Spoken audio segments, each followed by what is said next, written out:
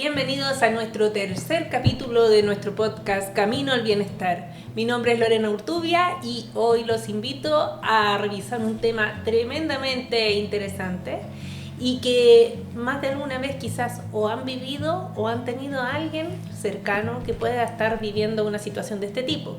Estamos hablando puntualmente de lo que son las crisis de pánico. ¿Qué es una crisis de pánico? ¿Cuál es la diferencia entre una crisis o un estado de ansiedad? Son una de las respuestas que vamos a tener hoy con un gran invitado que tengo acá, un gran amigo también, Cristian Ayala, psicólogo, magíster en psicología conductual. Terapia cognitivo-conductual. Y neuropsicología. Exacto. Yo no me aprendí todo eso, pero por eso le dije que le iba a preguntar mejor para que él nos dijera. ¿Cómo estás, Cristian? Bien, Lore, gracias. Gracias por invitarme y gracias por esa presentación. Como tú dijiste, yo soy psicólogo clínico hace un tiempo ya y especialista en terapia cognitivo-conductual y prácticas con base en la evidencia. Llevo ya hartos años dedicándome como a esa área, a trabajar con pacientes de la clínica, en el sector público y privado. Y un poco todos los comentarios o las observaciones que vaya a dar van a estar dentro de ese marco referencial de la terapia cognitivo-conductual. ¿Sí? Es súper importante eso porque hay una base teórica no menor detrás, por lo tanto nos va a hablar desde la visión, desde un especialista, que muchas veces pasa que sobre todo en lo que son trastornos del ánimo la gente tiende a tener mucha opinión infundada y no con una base teórica, ¿ya? Entonces vamos a aclarar todas esas preguntas, pero antes de eso tengo que mandar un saludo. Porque el podcast no tiene sentido si es que no hay gente detrás que nos esté viendo, ¿cierto?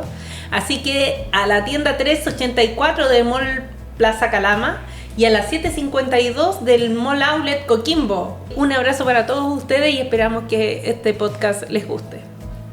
Vamos entonces con nuestra primera pregunta, a ver que tú nos cuentes qué es una crisis de pánico, qué es lo que entendemos por una crisis de pánico. Súper, sí. Mira, como te comentaba, yo igual llevo harto tiempo dedicado como a especial. Me gusta mucho tratar las crisis de pánico. Es una de mis áreas de especialidad y me gusta mucho tratarla. Como les comenté al principio, yo trabajo con terapia cognitivo-conductual, que es una de las tantas formas de intervención psicológica. Hay muchas, no sé, la gente sabe, pero hay muchos tipos de terapias psicológicas. Es claro. Como la más típica, yo creo que es la que la gente escucha porque sale en las películas, en los libros, que es el psicoanálisis, como la clásica, sí. ¿No? Como que todos tenemos esa imagen como del diván y el paciente ahí sentado y el psicólogo o el terapeuta escribiendo. Cuéntame tus sueños, cuéntame de tu infancia. Y pero, que siempre en las películas sale el sí, psicólogo, es como el psicoanalista. Pero, perdón, disculpa que te interrumpa, pero es súper importante eso que tú dijiste, porque hay distintas formas de terapia. Exacto. Cada escuela tiene una formación diferente. En la cognitivo-conductual, que es lo que tú que tú estudiaste, es más orientado a dar una respuesta más pronta, más rápida, sin tanto análisis de la causa en sí, si bien se analiza, pero la cognitivo-conductual trata de ver, este es el problema, veamos cómo lo resolvemos. Entonces es más breve los tiempos que hay de respuesta y por lo tanto tiende a ser más eficiente. Claro, entonces, sí.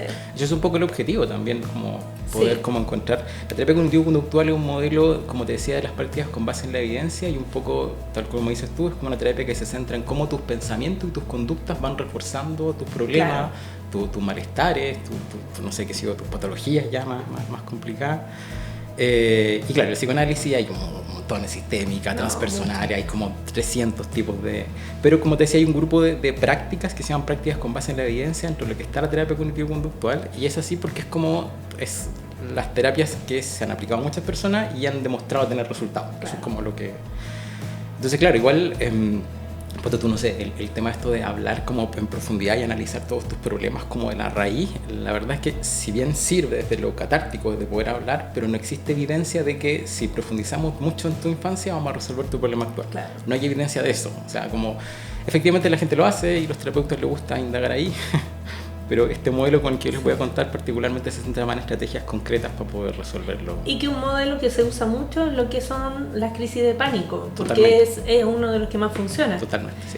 Por eso mismo, volviendo a la pregunta, ¿qué es una crisis de pánico? Sí, mira, yo creo que creo que es importante como partir haciendo una diferenciación entre lo que sería como un ataque de pánico, que es lo mismo que una crisis de pánico, en la literatura aparece más como ataque de pánico, pero un ataque de pánico, un trastorno de pánico y la ansiedad como una emoción, ¿sí? Creo que es importante hacer esa diferenciación primero. Y partamos como por la ansiedad, sería como una forma como de definirlo, y la ansiedad es como una respuesta emocional que como frente al miedo o al estrés, ¿sí? Claro. Y una respuesta que no tiene por qué ser mala, de hecho es adaptativa, funciona súper bien, es como nos puede servir. Si, por ejemplo, no sé, mi jefe me dice que tengo que hacer un informe mañana, algo importante, o que tengo que entregar, yo me pongo ansioso.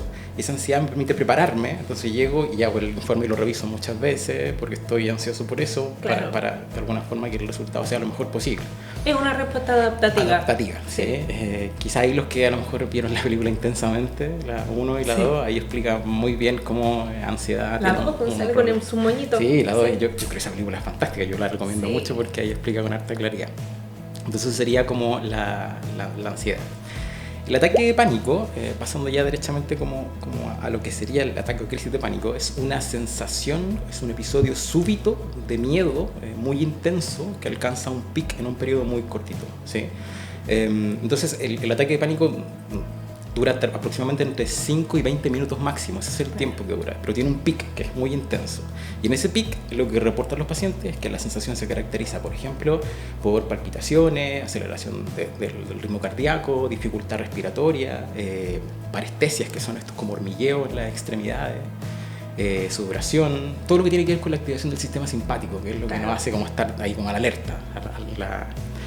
Y hay más allá de toda esta sintomatología que el paciente pueda este malestar corporal que se caracteriza por todas estas cosas, lo que más reportan los pacientes son 3 sensaciones como más típicas. Que una es, me voy a volver loco, como que no voy a poder salir de esto, me voy a morir en este minuto, o sea, realmente me voy a morir, me va a dar un ataque cardíaco, un ataque al corazón.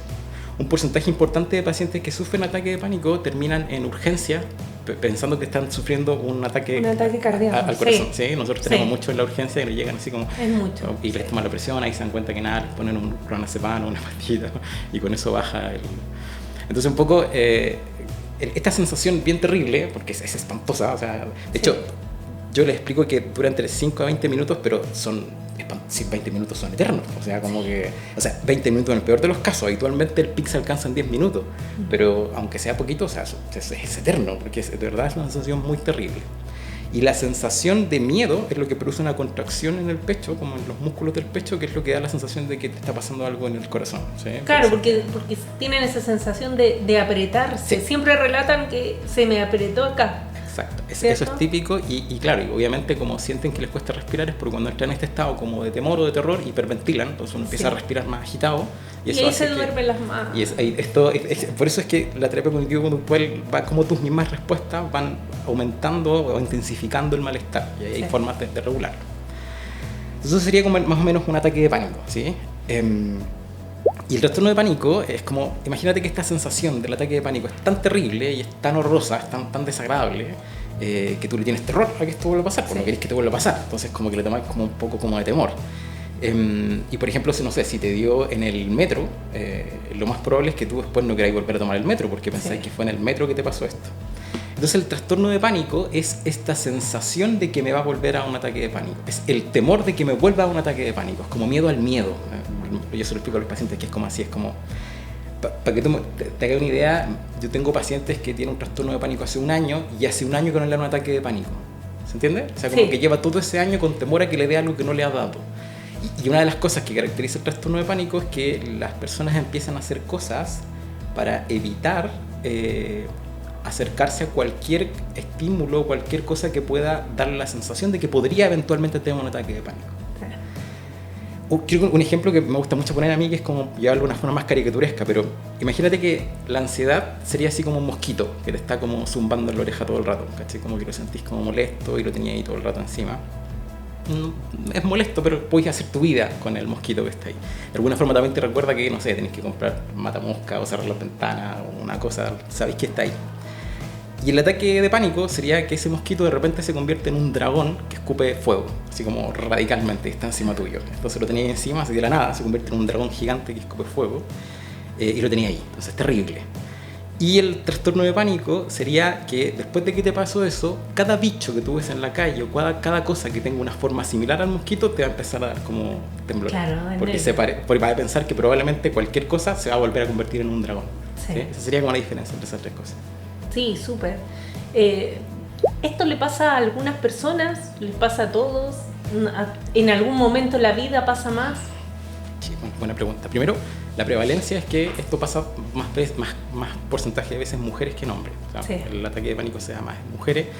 Y un activador puntual no existe como un dato específico de cómo poder. Hay gente que cree que esto puede ser hereditario porque quizá alguien en tu familia tenía, pero principalmente se ha visto que es por episodios de estrés prolongados. Entonces son personas que están pasando por periodos de estrés o preocupaciones prolongadas. Entonces tú sabes que cuando uno está muy estresado secreta esta hormona del cortisol, que es lo que te mantiene siempre en alerta, como siempre asustado. Y eventualmente tu cuerpo va a tirar esta respuesta, que es como un ataque de pánico, y le puede pasar a cualquier persona y en cualquier lugar y cualquier contexto. No es como que alguien me dice, como hay gente que me dice, como estaba en mi casa, estaba viendo una película, estaba muy tranqui, no necesariamente tiene que ser un contexto aversivo, ¿sí? Como, sí. No necesariamente frente a un estímulo que realmente te dé miedo. Tú sabes que para tu cerebro, para nuestro cerebro, en términos de respuesta, de respuesta fisiológica, no existe una diferencia significativa entre ver un tigre e imaginarte un tigre, ¿sí? Como que el cerebro lo vive igual. Entonces, como que en estricto rigor, no necesariamente tenés que estar frente a ese estímulo. Te puede pasar en cualquier contexto y le puede pasar a cualquier persona. ¿Los niños tienen crisis de pánico? Muy buena pregunta. Hay teoría al respecto porque también se dice que la crisis de pánico, como nosotros nos generamos la crisis, de alguna forma tú te vas activando la crisis de pánico porque parte de una escalada. Es como que tú empiezas a decir, uy, me está costando respirar, me siento un poquito como agitado, parece que me va a dar algo, y uno empieza como a activarse esto y aparecen estos pensamientos como catastróficos y dice, me voy a morir, no hay salida, nadie me va a ayudar, estoy acá encerrado, y ahí uno se empieza a activar. Entonces este miedo de alguna forma es como aprendido, ¿sí? Entonces los niños cuando sienten esta sensación no la asocian a un ataque de pánico. Entonces si el niño tuviese angustia o malestar, no va a pensar me está dando un ataque de pánico. Y pensar que te está dando un ataque de pánico es lo que hace que te dé un ataque de pánico, claro. ¿Sí? Entonces como el niño difícilmente va a entender eso, a mí me pasó una vez, y esto me pasó un caso atendí a un chico ha tenido como 9 años, menos quizás. Y me dice, el otro día me dio un ataque de pánico, me dice. Yo dije, ¿cómo sabes tú lo que es eso?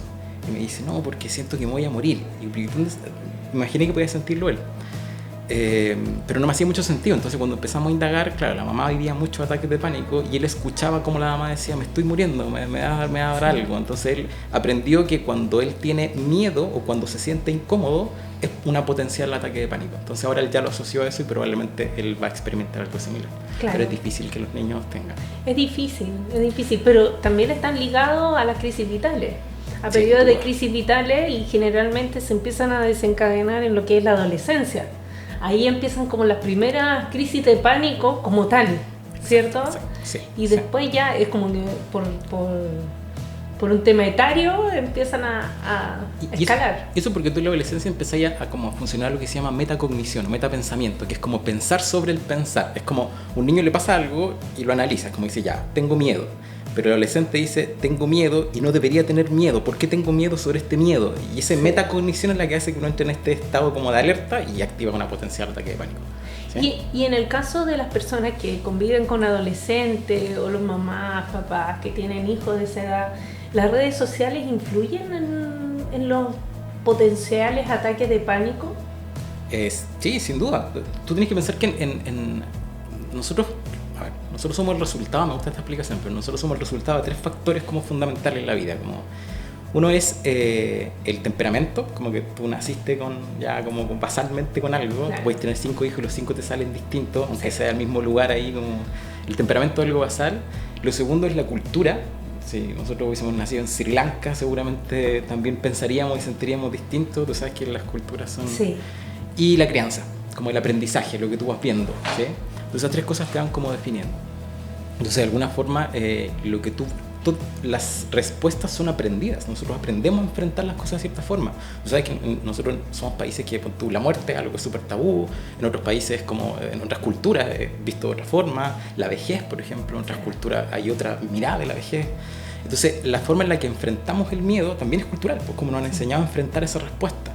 Y si un niño ve esto, lo aprende, o ve redes sociales y hay, no sé, qué sé yo, contenido que le puede como despertar esta ansiedad o esta angustia, evidentemente puede activar esta sensación, este pensamiento. Recordar que el ataque de pánico es algo que uno se activa por temor que uno empieza como a generarse mentalmente, ¿sabes? Sobre todo ahora que socialmente en los jóvenes y adolescentes el tema de la crisis en sí está siendo como valorada y a veces hasta potenciada por el resto. Dicen, oye, esto... Ahí te metí en un tema que podríamos estar aquí hablando de 3 días. Sí, eternamente, claro, pero uno los ve y en vez de salir influencers que te ayuden a potenciar un bienestar y una salud, hay muchos que hacen la crisis y les gusta esto y son bien considerados por el resto. Y por eso es que es difícil como definir o identificar si se puede dar en un niño o en un menor este tipo de cosas, porque hay otros factores que tienen que ver con como si este niño a lo mejor está haciendo un ataque de pánico y ese ataque de pánico es funcional porque le permite que sus papás no peleen tanto, entonces como que empezás a preguntarte qué tanto esto es una respuesta adaptativa a lo que está viviendo, entonces es mucho más complejo. No es lo que se llama el paciente síntoma. El paciente síntoma. El paciente síntoma es muy conocido. El paciente síntoma, sí, efectivamente. ¿Cierto? ¿Y qué es el miedo? Uy, qué buena pregunta.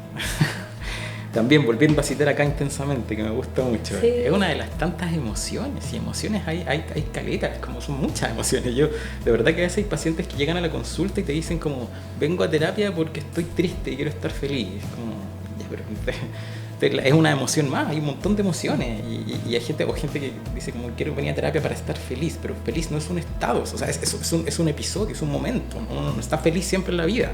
Si estáis feliz siempre en la vida, tenéis un problema.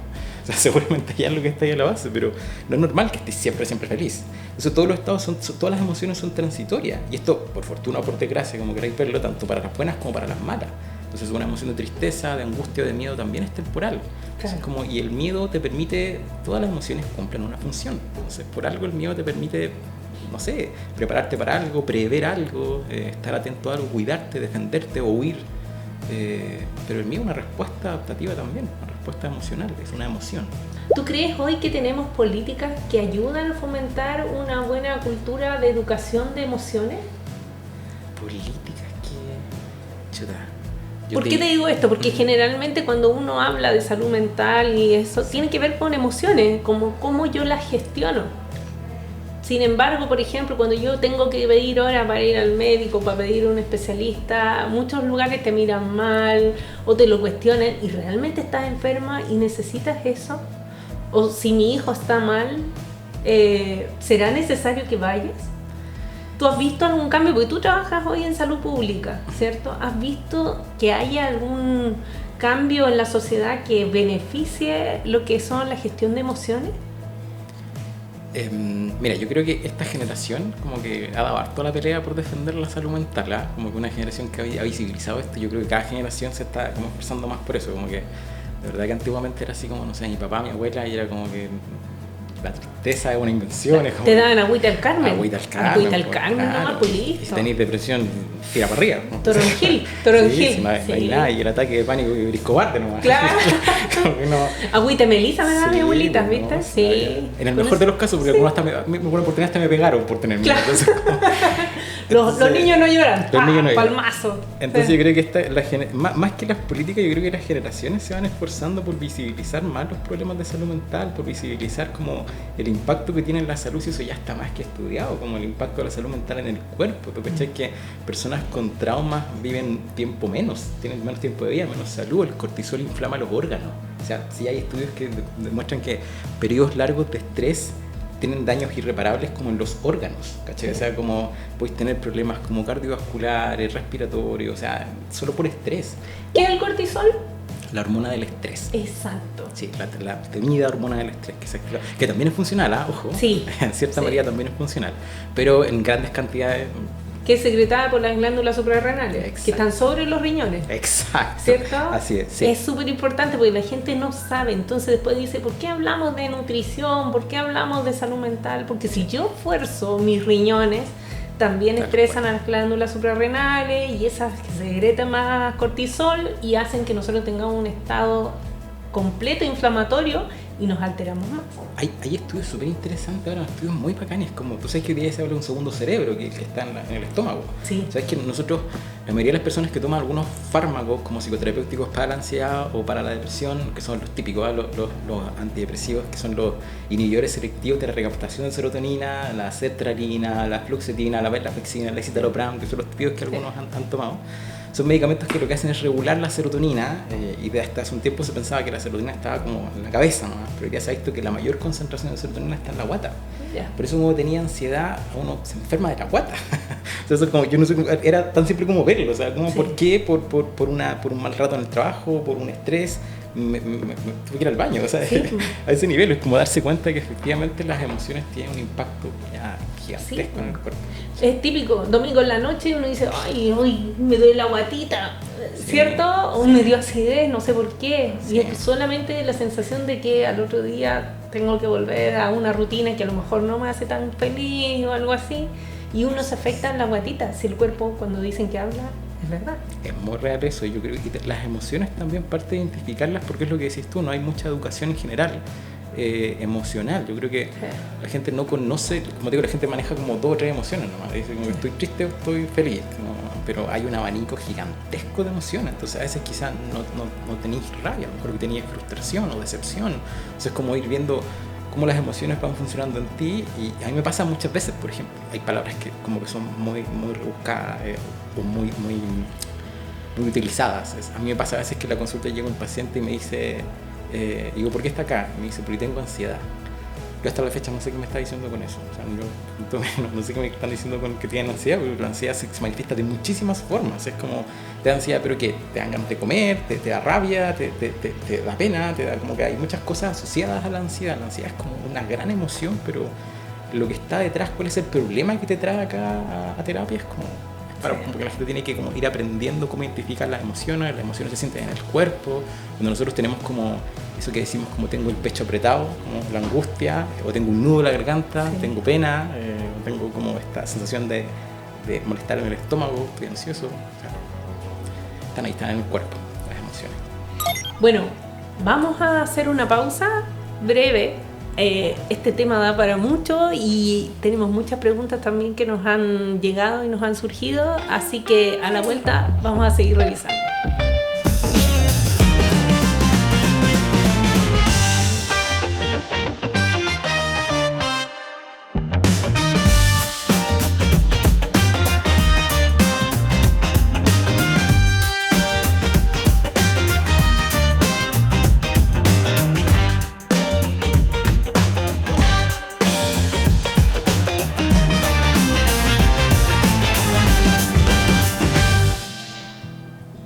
Bueno, volvemos entonces a nuestro capítulo número 3, ¿sí? Crisis de pánico es el tema que estamos tratando con nuestro especialista, el psicólogo Cristian Ayala, que hoy nos está acompañando. Y estamos revisando, como decíamos, qué son las crisis de pánico. Entonces, Cristian, volviendo ya con nuestro tema, lo más importante yo creo es entender, ya sabemos de qué se trata la crisis de pánico. ¿Qué puedo hacer yo si estoy sintiendo que empiezo con una crisis de pánico? ¿Qué puedo hacer? ¿Cómo la manejo? Buena pregunta, muy buena pregunta. Sí, mira, primero lo que dices tú, como lo que acabas de decir, es primero saber que estás teniendo una crisis de pánico, como identificarla, ¿sí? Como yo comentaba antes, esto es como una escalada. El ataque de pánico parte como un efecto dominó, como que parte la gente como que no sabe, está ahí en el metro, ponte tú, y decís como, uy, está un poquito encerrado aquí, uy, me está costando un poquito respirar, uy, parece que no hay dónde salir, uy, parece que no hay ventana. Entonces uno empieza a aumentar hasta que llega el pic del ataque de pánico. Entonces cuando tú ya sabes que viene esto, hay algunas técnicas que se pueden aplicar, ¿sí? Yo voy a comentarles algunas, pero lo primero tiene que ver también con algo que se llama instrucción o autoinstrucción positiva, que sería básicamente primero recordar, como saber que esto es un ataque de pánico, que no va a durar más, en el peor de los casos va a durar 15 minutos, que esto va a acabar, esto es una cosa que hasta el momento no existe, no hay registro, no hay reporte en el mundo de alguna persona que haya muerto en un ataque de pánico, eso no existe, no existe registro de eso, así que nadie se muere en un ataque de pánico. Entonces recordar eso, primero. Y lo segundo ya tiene que ver con técnicas más específicas. hay unas técnicas que se llaman grounding o técnicas de anclaje, como para que la persona vuelva como a estar acá como en el momento presente, porque uno se empieza como ahí. Yo no sé si ustedes saben, pero lo que se ha visto en muchos problemas psicológicos, en muchos trastornos psicológicos, no solamente en el ataque de pánico, es que los procesos atencionales juegan un rol súper importante. Me atrevería a decir que es clave en casi todos los trastornos psiquiátricos y todas las patologías de cualquier... Cuando hablamos de procesos atencionales, hablamos en dónde ponemos la atención. Exacto, sí, ¿cierto? Se ha visto que eso es clave. O sea, es como, piénsalo por ejemplo en una fobia. O sea, si tú le tienes fobia a los perros y sales a la calle, ¿de qué vas a estar más atenta? Claro. ¿De cuántos perros hay en la calle? Es como cuando uno pasa que, en el caso mío, por ejemplo, como mamá, cuando uno está embarazada, empezáis a ver embarazada por todos lados. Claro. Y uno dice, ¿dónde estaban? Salieron ahora. Tal o te cual. vas a comprar, no sé, una moto, un auto y empezáis a ver Lo el mismo modelo en todos lados. Me pasa lo mismo. ¿Cierto? Y uno dice, ¿pero cómo?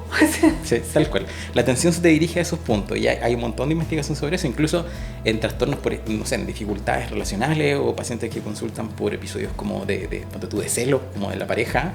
Lo mismo, si tú lo veías ahí como... ¿En qué crees tú que una persona que tiene muchos celos se centra específicamente? ¿En qué crees tú que le presta mucha atención?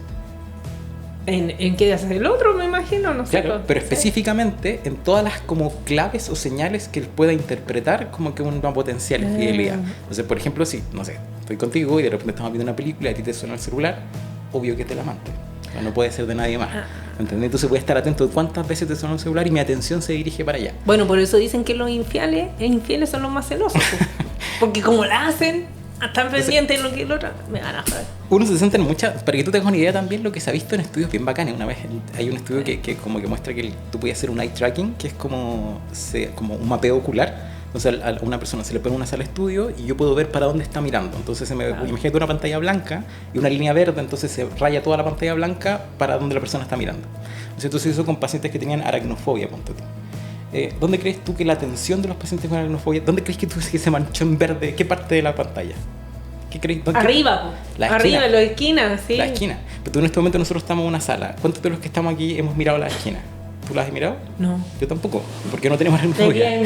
Pero seguramente si lo tuviéramos... Pero aquí está limpio, pues, entonces ¿cómo van a ver arañas? Pero no lo hemos visto. Podríamos mirar, aunque sea para certificarnos, verificar que efectivamente es así. Si tuviéramos aracnofobia, ya habríamos analizado, chequeado cada esquina. Entonces lo que se ha visto es que como la atención es un proceso súper importante en todos los problemas psicológicos, ¿dónde crees tú que una persona con trastorno de pánico, con ataque de pánico, centra su atención? En el corazón, por la respiración. Sí, lo que se llama interocepción, sí. Como todas las sensaciones como corporales internas. Son personas que están constantemente haciendo como un escáner de su cuerpo, así como, uy, siento como un leve hormigueo. Por ejemplo, en este rato estamos sentados acá, no sé si han sido conscientes ustedes de cómo sienten las piernas o los brazos. A lo mejor no le dieron importancia a eso porque están acá, pero si alguno tuviésemos trastorno de pánico, seguramente estaríamos muy atentos a, tengo las manos un poco húmedas, me da un ataque de pánico. Sí. De hecho, la gente que va, lo que ven en TikTok, me han contado, y van al baño y se le duerme hasta las piernas y no se dieron ni cuenta.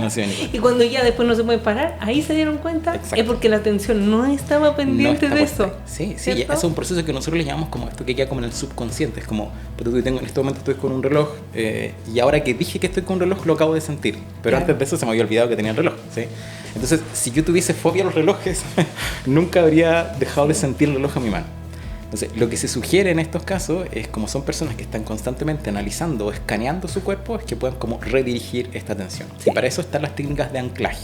Técnicas de anclaje es que, las típicas, cuando una persona está empezando a sentir esto, no sé, cuando ya está como en la parte como inicial, puede detectarlo, decir, ya me está dando un ataque de pánico. Lo primero son los pensamientos. Si con estos pensamientos que estoy tratando de decirme esto va a pasar, no es terrible, estoy a salvo, estoy en un lugar seguro, no estoy en peligro, sigue aumentando y ya estamos casi al pic de la crisis, sería poder, por ejemplo, nombrar 4 cosas rojas que estén a tu alrededor. Nombra 4 cosas rojas o nombra 4 cosas circulares. O una teoría que se llama 5, 4, 3, 2, 1. Entonces como que nombra 5 cosas que puedas ver, 4 cosas que puedas tocar, 3 cosas que puedas escuchar, 2 cosas que puedas oler y 1 cosa que puedas saborear. ¿Sí? Sí. Entonces, si logras cómo hacer, que sería pasar por todos los sentidos. ¿Sí? Si logras ese 5, 4, 3, 2, 1. Eso ya te permite un poco como desviar la atención de la interocepción de tu cuerpo, de tu persona en tu cuerpo.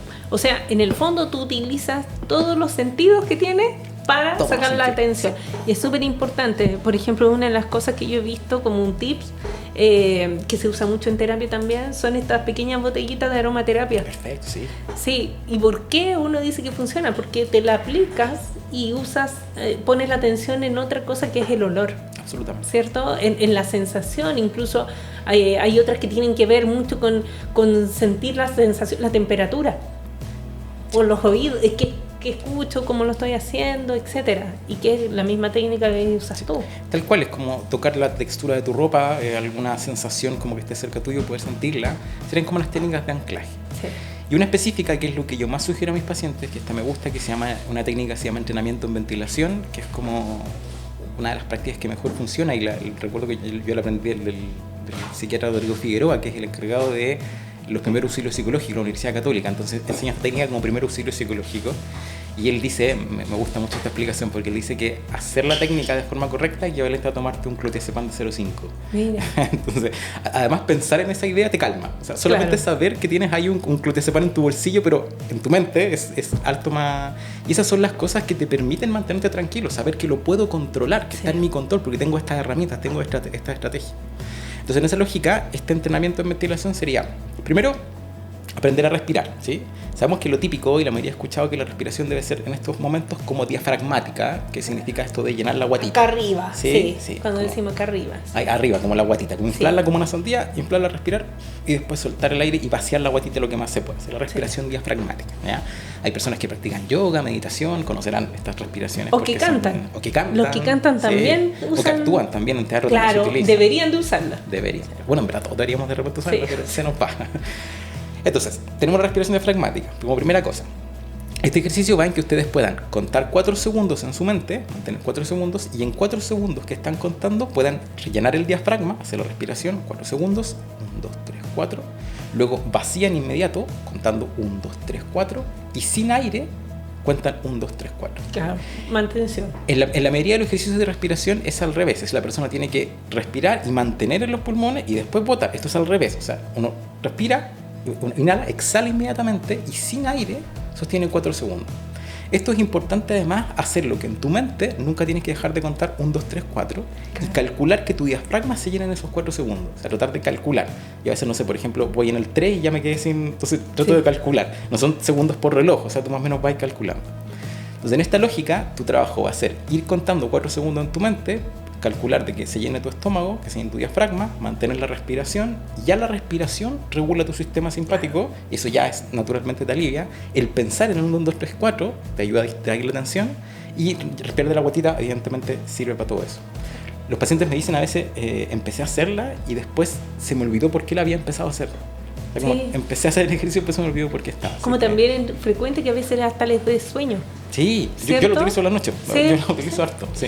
Oye, Cristian, ¿cuál es la diferencia entre desviar la atención del momento y evitar los pensamientos?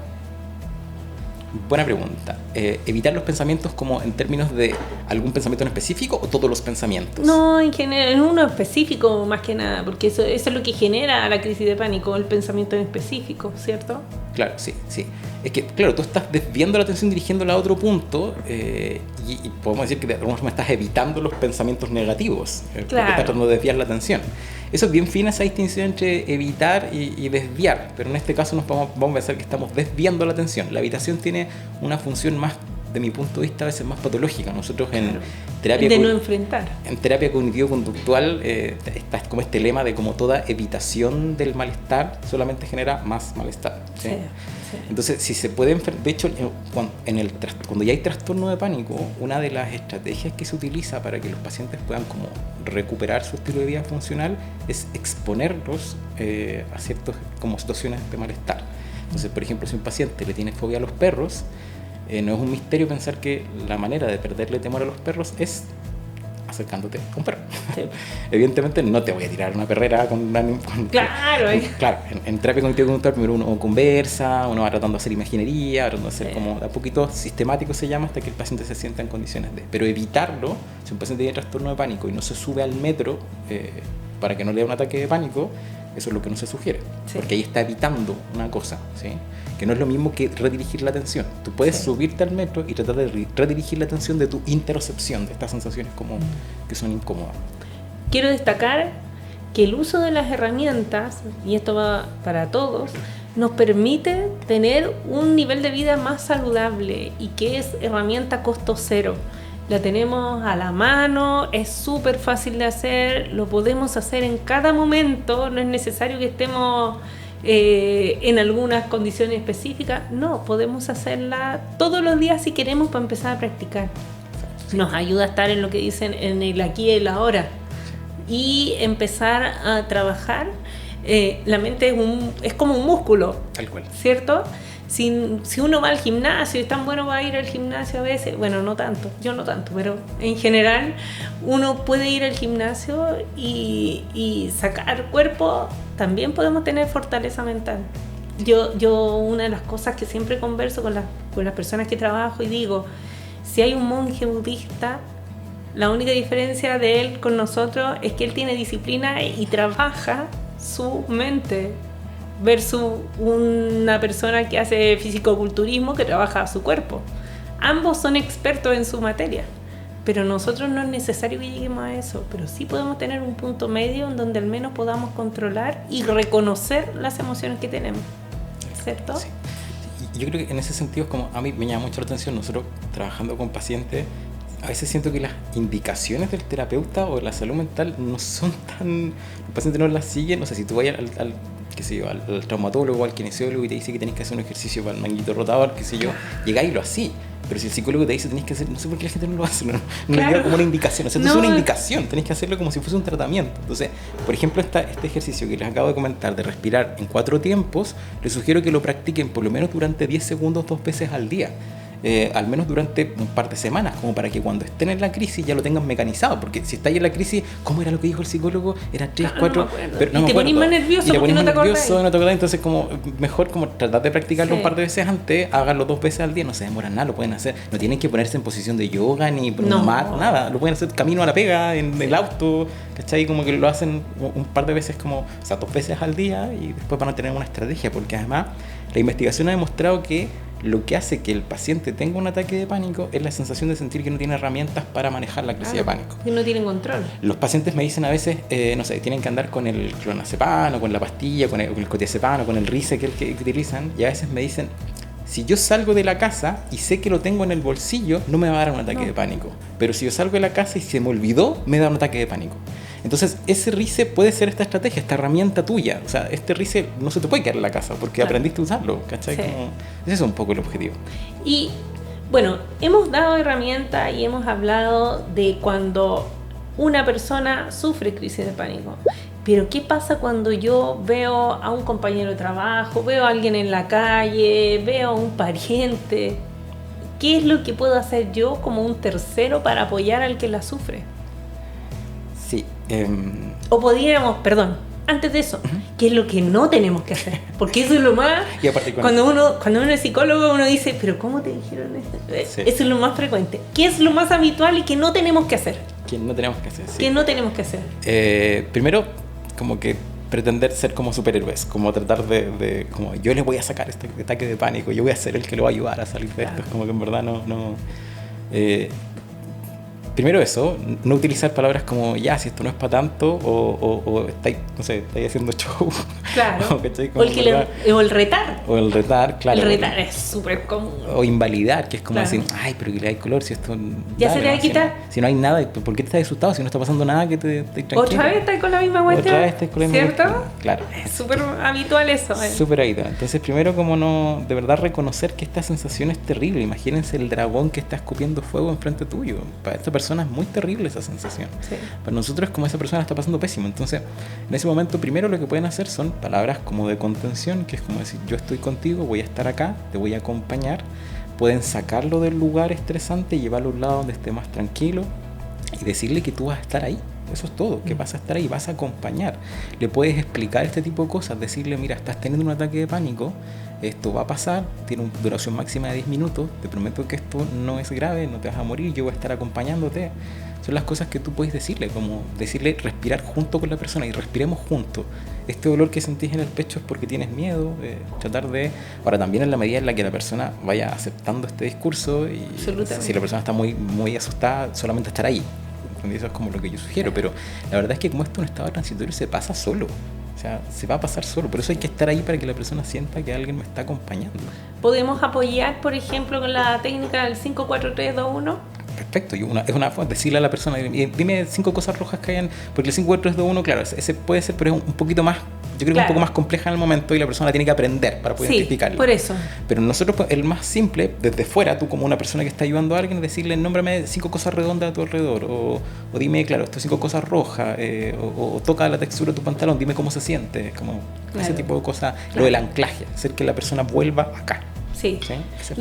También es bueno de repente no preguntar tanto acerca de los síntomas que tiene la persona porque los exacerba. Pero ¿dónde te duele? ¿Pero cómo te duele? Sí. Pero a ver, ¿pero por qué estás respirando así? Mira cómo se te está... Yo lo he visto. Sí. Pero mira cómo se te está poniendo la piel. ¿Pero cómo tenías los ojos así? Entonces hace que la persona se ponga más y más ansiosa. Y con eso que estamos haciendo, estamos redirigiendo la atención a lo que queremos que no se vaya la atención, que sea todos sus síntomas. Claro. Y se ha visto, es como si una persona, no sé, pues como...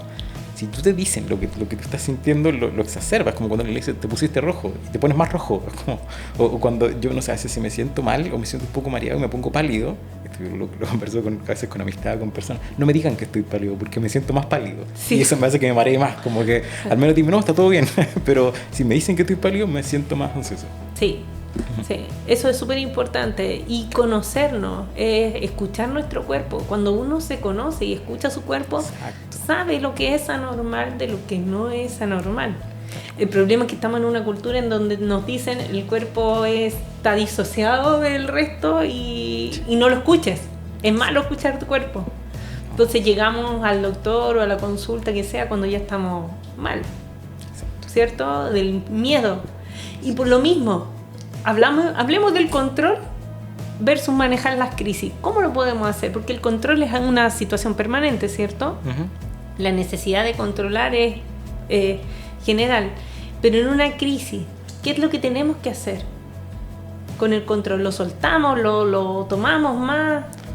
Es que en una crisis no hay de poder tener control. O sea, como que en ese momento es una crisis. Por eso es una crisis. Como que el control no... Finalmente, lo que nosotros podemos tener control es sobre las cosas que intentamos hacer para regular esto, pero no en la situación como tal. O sea, yo tengo control de las técnicas que aprendí, tengo control de lo que vi en terapia, o de lo que un amigo, de lo que escuché en el podcast, o de lo que sea. Sí. Eso es lo que yo tengo control. Pero de la crisis como tal, una vez que esté ahí, ya sé que se va a acabar en cierto momento, pero controlar estas cosas, claro, como yo les comenté, le puede pasar a cualquier persona en cualquier contexto y en cualquier lugar, en cualquier momento, no necesariamente tiene que ser algo aversivo.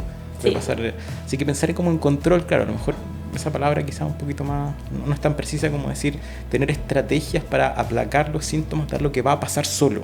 Lo que tenemos que hacer es que ese camino, ese trayecto, sea lo menos angustiante posible. O sea, ya se despertó la crisis de pánico y tratar de vivirla de la forma menos angustiante, y eso es lo que hace la diferencia, como yo lo explicaba al principio, el trastorno de pánico, que sería esta sensación que ya cuando ya la persona tiene esta angustia, es permanente. Lo que de alguna forma la investigación ha probado que va a definir la aparición de un trastorno de pánico no es cómo manejaste el ataque de pánico. Sí.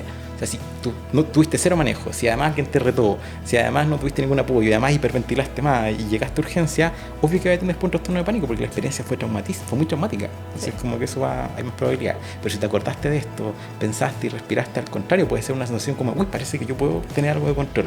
¿Sí? Perfecto. Entonces, muchas gracias, Cristian, por haber venido. Gracias. Ha sido un gran aporte en este podcast. Y dejamos invitado a todas las personas que nos están escuchando. Primero, a que si quieren mandar algún saludo, alguna pregunta o sugerir algún tema, se comuniquen con Recursos Humanos o con las redes que tenemos disponibles para que ustedes puedan sugerir y mandar saludos también. Y los dejamos invitados a nuestro próximo capítulo en donde veremos beneficios para el bienestar. Vendrá un especialista bastante interesante que tiene que ver con qué tipo de beneficios tenemos hoy vigentes en Sketcher. Entonces, muchas gracias por habernos escuchado y nos vemos en la próxima.